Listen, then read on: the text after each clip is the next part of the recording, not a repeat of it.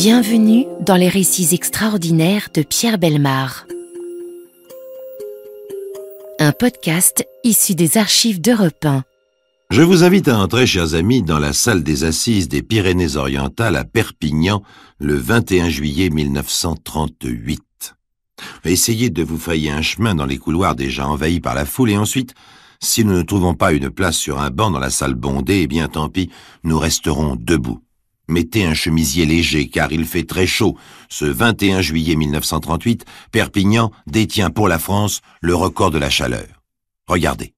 Voici le jury, puis la cour. La séance va s'ouvrir. Le président, monsieur Le Cambière, d'un geste large et d'une voix autoritaire, nous invite au calme, à la réserve et à la discrétion. On le comprend. Et l'on comprend aussi pourquoi le front et les mains des magistrats sont moites. La température y est sûrement pour quelque chose, mais surtout, ils vont avoir à juger devant nous quelqu'un qu'ils connaissent très bien, un membre de la profession. Oui, chers amis, aujourd'hui, 21 juillet 1938, on juge Madame Suzanne Delaris, avocat au barreau de Perpignan. Et elle les connaît tous, défenseurs, accusateurs, magistrats et jusqu'au greffier. Madame Delaris vient répondre de son crime devant ses anciens amis. L'heure est difficile pour les gens de justice. Et je me trompe fort ou bien le verdict de cette cour ne va pas manquer au moins de vous surprendre.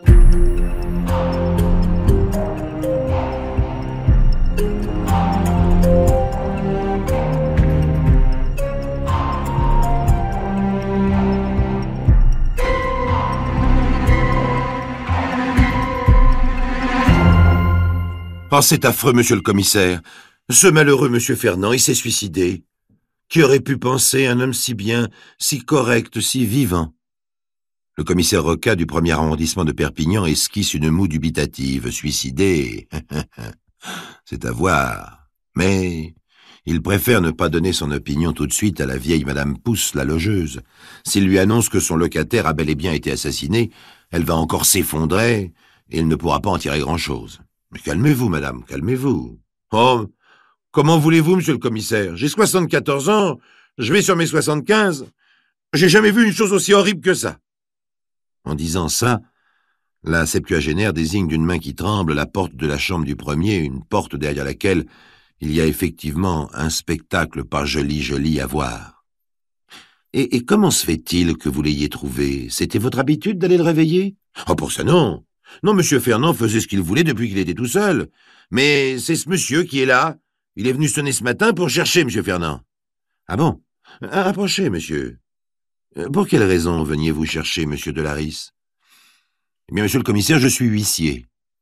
Comment ça, huissier? Vous veniez pour une saisie? Non.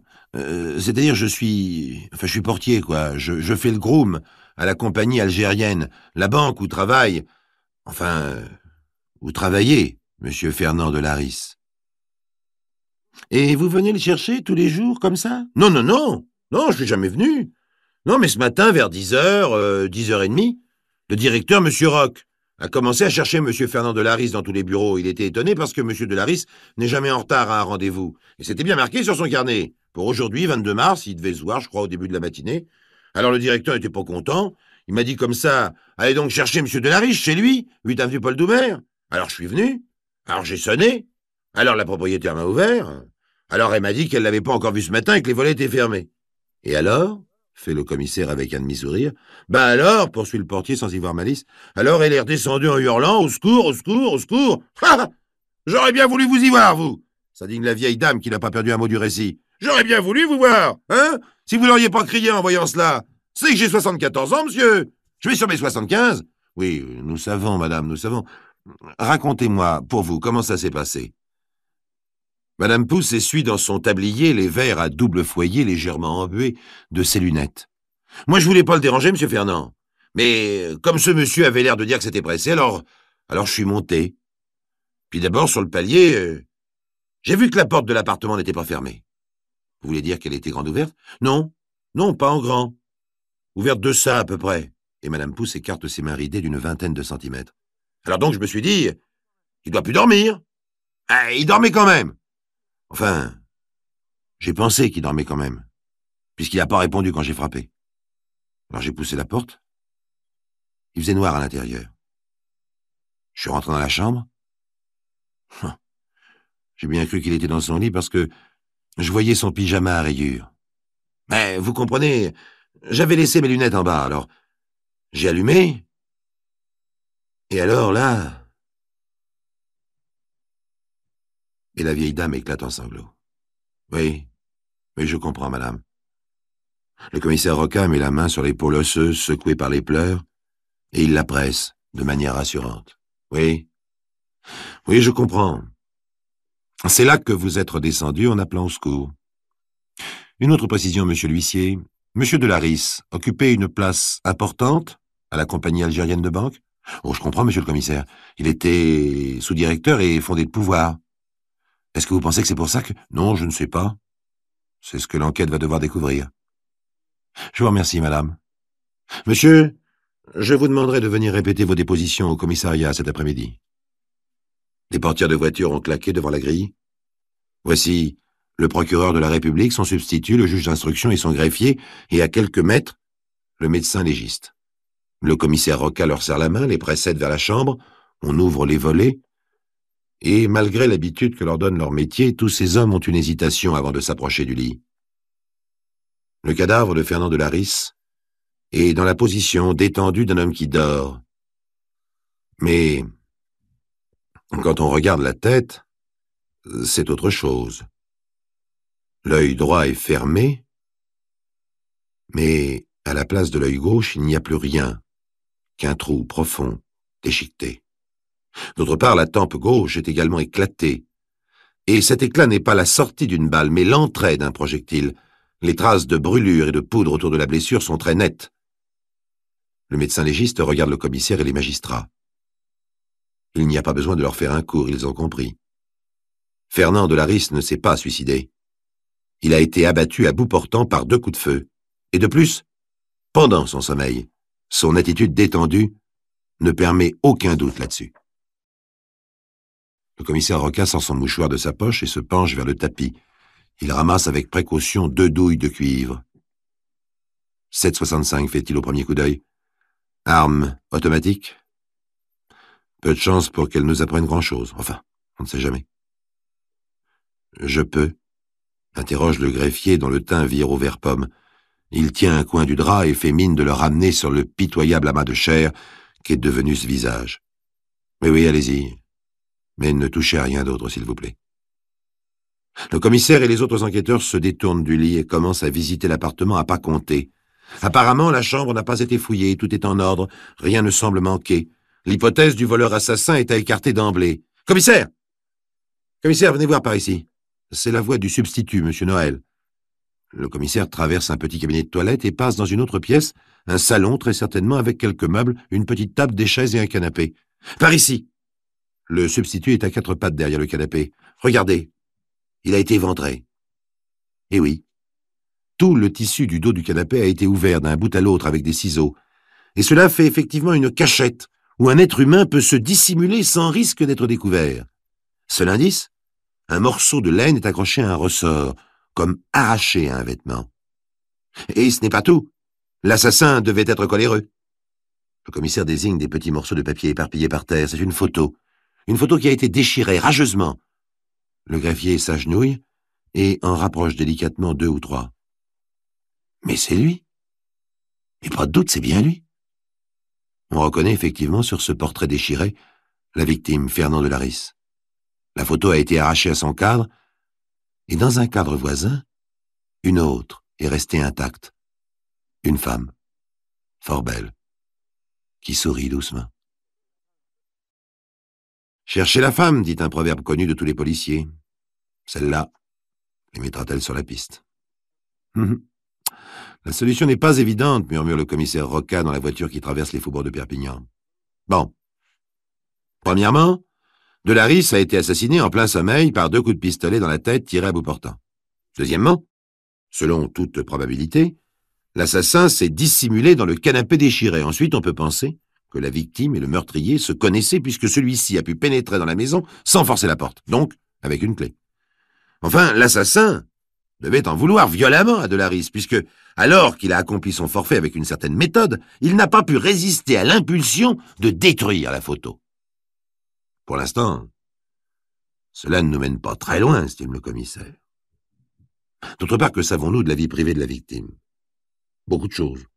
On peut même dire que nous savons presque tout. Il est bien utile de savoir écouter les vieilles logeuses. En quelques minutes, celle-là nous a fait un portrait détaillé de son locataire. Fernand de Larisse a été marié une première fois. Il a divorcé pour épouser sa maîtresse, Suzanne. Celle-ci aussi avait été mariée. Elle s'était séparée de son premier mari à peine un mois après son mariage. Devenue Madame Suzanne de Larisse, elle n'a supporté la vie conjugale que pendant un trimestre. À partir de ce jour-là, les choses se sont gâtées et elle a quitté son mari Fernand alors qu'elle était enceinte.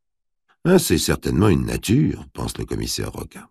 Mais de là à supposer qu'elle s'est introduite chez son époux et qu'elle l'a tué, il y a une marge. D'autant plus que la mystérieuse femme dont on a retrouvé le portrait intact chez le défunt, eh bien cette femme n'était pas la première épouse de Fernand de Larisse. Et le portrait ne représente pas non plus Suzanne de Larisse. C'est donc vraisemblablement une maîtresse. Or, que fait une femme jalouse? Déchire-t-elle rageusement le portrait de son mari sans toucher à celui de la maîtresse? Je serais curieux. Enfin, le mieux, c'est d'aller demander les précisions à cette fameuse Madame Suzanne de Larisse. Le commissaire interrompt ses pensées car justement la voiture s'arrête dans le village d'Elne, devant la villa El Plagnol, où habite Suzanne de Larisse. 34 ans, belle, intelligente, mondaine, sportive accomplie. Voici Maître de Larisse, la femme du mort. Elle est en effet avocat.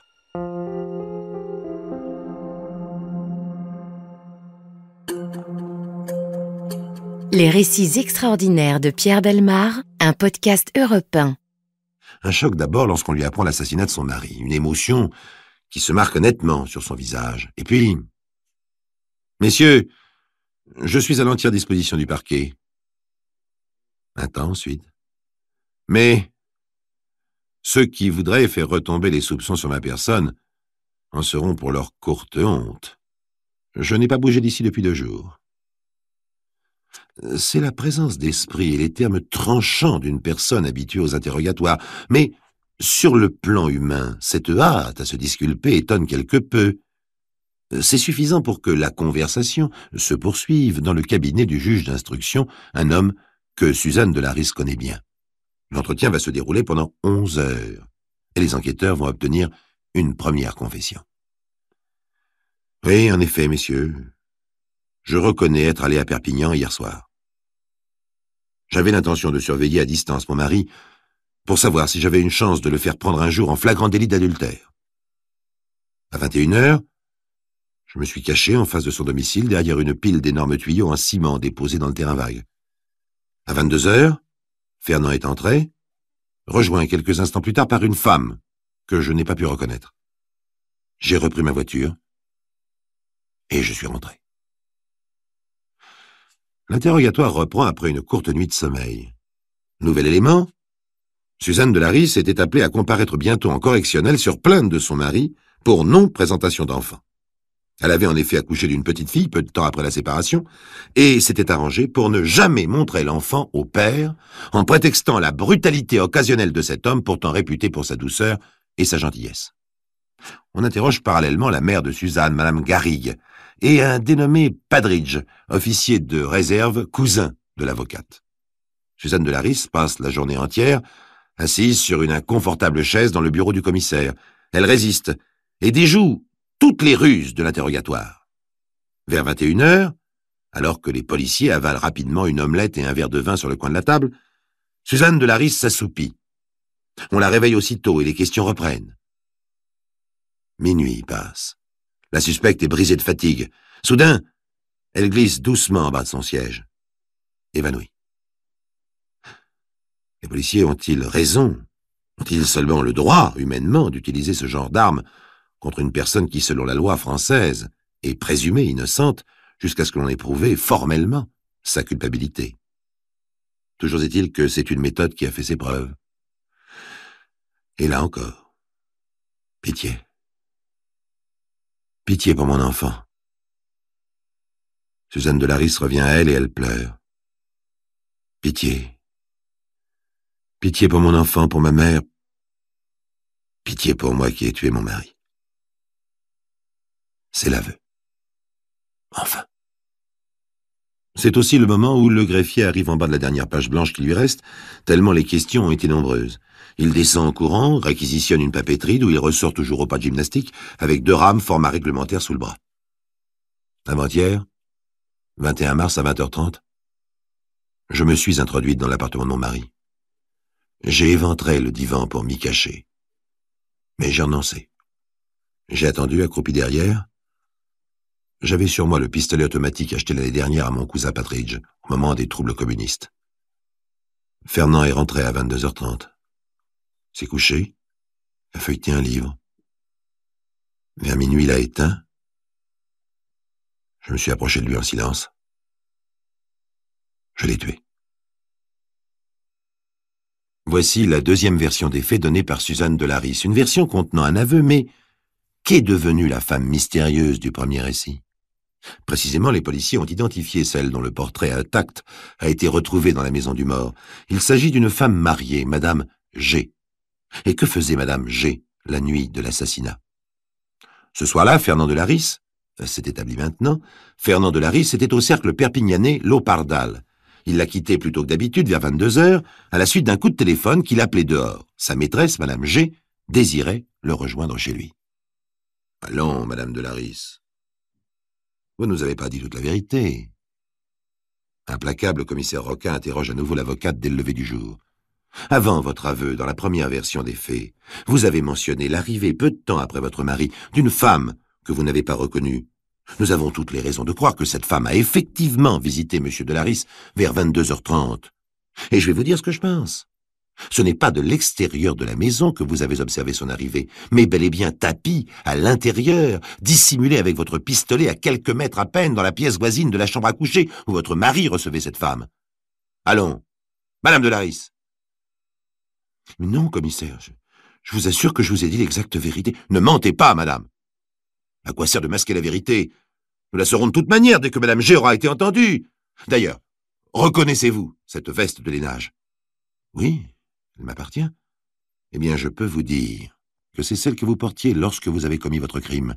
Nous l'avons retrouvée chez vous, et le tissu correspond exactement à un brin de laine qui était resté accroché au ressort du canapé, à l'intérieur du canapé déchiré, Madame de Laris. Cette fois, c'est la version définitive que les policiers vont entendre. Oui. Vers 20h30, j'ai pénétré dans le pavillon habité par mon mari, 8 avenue Paul Doumer. J'en avais conservé la clé. La logeuse ne m'a pas entendu. Dans le salon, avec une paire de ciseaux, j'ai éventré l'arrière du canapé et je m'y suis allongé en tenant à la main le pistolet automatique de mon cousin Patridge. À 22h30, mon mari est entré et quelques minutes plus tard, c'est cette femme qui l'a rejoint. Alors je les ai entendus, monsieur le commissaire. Et je les ai entendus. Jusqu'à minuit passé. La femme s'est rhabillée, elle est sortie. Mon mari est alors venu dans le cabinet de toilette, juste de l'autre côté de cette porte. Il a fait longuement ses ablutions, et puis il s'est remis au lit. Lorsque j'ai été sûr qu'il était endormi, je suis sorti du canapé, et je suis allé le regarder dans sa chambre. Il dormait, profondément, complètement avachi par les caresses de cette femme. Je n'ai pas pu le supporter. J'ai fait sauter d'un coup de pouce le cran de sûreté du pistolet. Je l'ai appuyé contre sa tempe, et j'ai tiré. J'ai tiré 2 fois. J'ai eu l'impression de 2 coups de canon. Pourtant, la logeuse n'a rien entendu, et je suis redescendu doucement, j'ai repris ma voiture, et puis je suis revenu chez moi pour allaiter mon bébé. Mais avant de partir, Madame de Laris, vous avez encore déchiré la photo de votre victime. Pourquoi pas celle de sa maîtresse? Je n'en voulais qu'à lui, monsieur le commissaire. Voilà. Voilà, chers amis, le récit de cette enquête brève et significative, et vous pensez sûrement que ce crime et son déroulement seront le centre des débats qui commencent. Alors que, je vous le rappelle, nous sommes debout, au milieu de la foule, devant la cour des assises des Pyrénées-Orientales, dans la chaleur presque insupportable de ce 21 juillet 1938. Eh bien, vous vous trompez. Ces hommes, ces magistrats, ces avocats, qui ont à déterminer la culpabilité de l'une des leurs et à condamner à sa juste peine l'avocate meurtrière, ces hommes vont trouver un autre sujet de préoccupation. L'enquête et les aveux seront racontés, bien sûr, mais brièvement. Et de quoi va-t-on parler? Sur quoi va-t-on plaider? On va parler intérêt.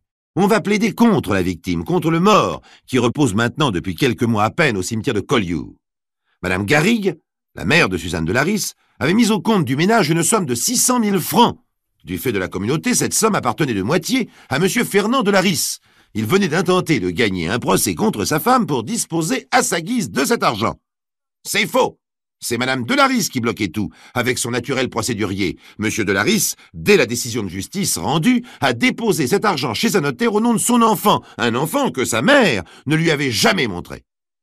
Oui, chers amis, c'est là-dessus, sur ces sordides questions d'intérêt, que vont porter les débats. Et on va oublier ce témoin à qui Suzanne de Laris avait demandé « Vous connaissez un gitan qui, moyennant 20 000 francs, se chargerait de descendre mon mari ?» On va oublier cette lettre que Suzanne de Laris écrivait à un avoué quelques heures après son crime pour lui demander de prévenir son mari qu'elle lui présenterait l'enfant le dimanche suivant. N'est-ce pas là une tentative pour détourner les soupçons? Mais on va l'oublier. Comme on oubliera aussi le pistolet chargé de 8 balles qu'elle avait emporté, comme on oubliera les sandales légères qu'elle avait chaussées pour ne pas risquer de réveiller sa victime, comme on oubliera les longues heures d'attente immobile à l'intérieur du canapé déchiré. Oui, tout cela a été évoqué pendant ce procès, mais les jurés, les juges, les avocats ne s'en souviennent plus, semble-t-il, puisque Suzanne de Laris est reconnue coupable d'assassinat sans préméditation, avec circonstances atténuantes. 5 années de réclusion sans interdiction de séjour. Voilà la peine prononcée. Le procureur de la République demande à la Cour de déchoir la condamnée de ses droits maternels et de lui retirer cet enfant de 13 mois. Le président déclare que la Cour n'est pas compétente et se retire. La petite Françoise sera élevée en prison. Comme mot de la fin, je vous propose celui d'un journaliste de l'époque. 5 ans, ce n'est pas cher en matière de châtiment. C'est une sorte de monoprix.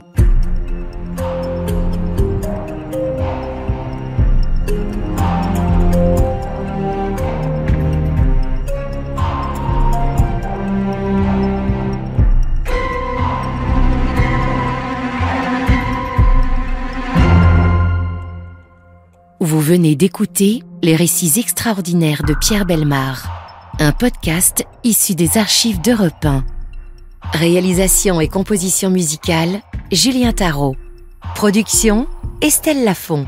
Patrimoine sonore, Sylvaine Denis, Laetitia Casanova, Antoine Reclus. Remerciements à Roselyne Bellemare. Les récits extraordinaires sont disponibles sur le site et l'appli Europe 1. Écoutez aussi le prochain épisode en vous abonnant gratuitement sur votre plateforme d'écoute préférée.